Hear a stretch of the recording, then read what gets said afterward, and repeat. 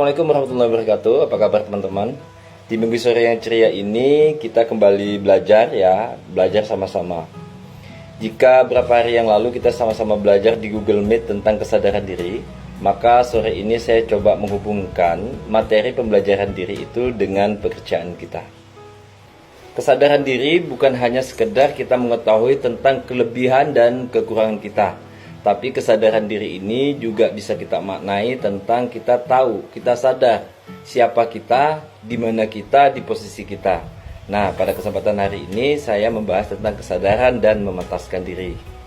Saya dan teman-teman diberikan amanah menjadi seorang pemimpin, menjadi seorang leader dimanapun posisinya, dimanapun divisinya.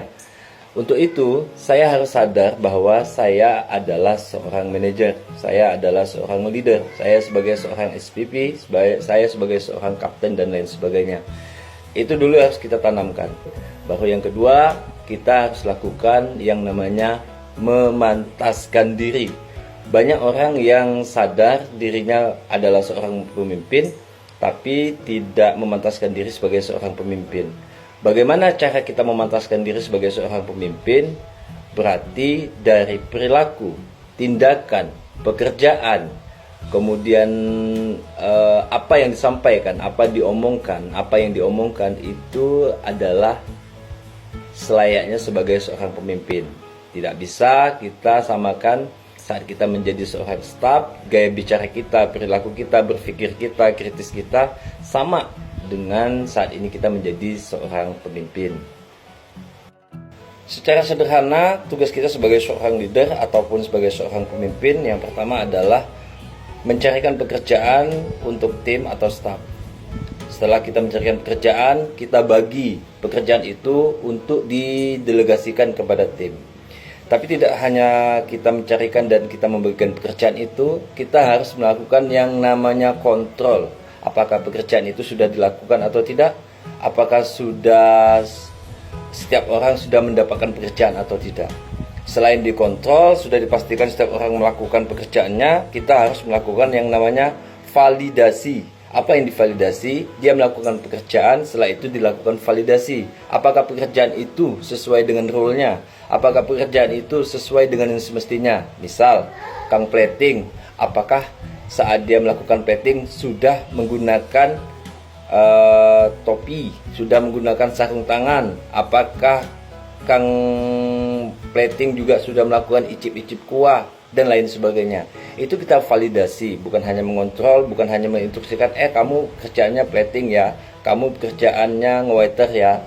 Tapi kita harus memastikan bahwa semua itu sudah berjalan dengan sebagaimana mestinya. Lalu ada pernyataan seperti ini, mohon maaf Pak, kemarin saya greget Pak, saya nggak sabaran, untuk itu saya yang plating, saya yang waiter, saya yang membersihkan, saya yang clear up dan lain sebagainya. Ketika teman-teman melakukan hal itu, ada dua yang terjadi.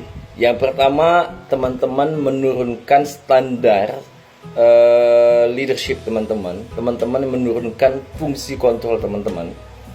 Dan yang kedua, teman-teman ketika melakukan hal itu berpotensi akan banyak hal yang loss dalam pengawasan.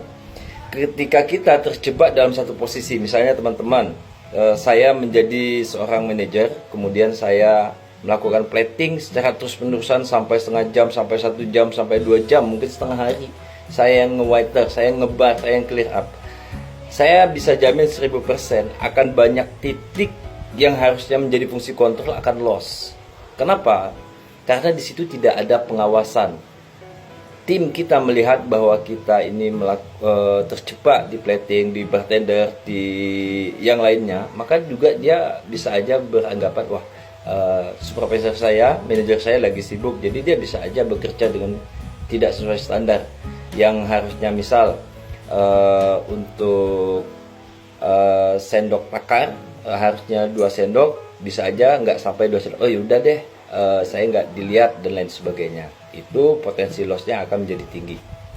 Terakhir dari saya, bahwa kepemimpinan yang efektif itu adalah pemimpin yang tidak saja hanya dapat membagikan pekerjaan kepada tim, tapi dia dapat melakukan kontrol terhadap kerja yang dilakukan tim serta mengevaluasi apakah pekerjaan yang dilakukan tim itu sudah sesuai dengan semestinya atau tidak. Pemimpin yang baik adalah dia menjadi wasit ketika ada hal yang tidak sesuai dengan semestinya, tidak dengan jalurnya, tidak sesuai standar SOP dan lain sebagainya. Dia akan menegur ketika ada yang salah, dia akan meluruskan ketika ada yang tidak sesuai jalurnya. Maka untuk itu teman-teman jangan sampai menurunkan level, jangan sampai menurunkan fungsi kontrol sebagai seorang pemimpin. Jangan sampai jabatan kita sebagai seorang supervisor, asmen, manajer, tapi jasad kita adalah sebagai seorang waiter, bartender, plating, dan lain sebagainya. Terima kasih, saya Dana. Assalamualaikum warahmatullahi wabarakatuh.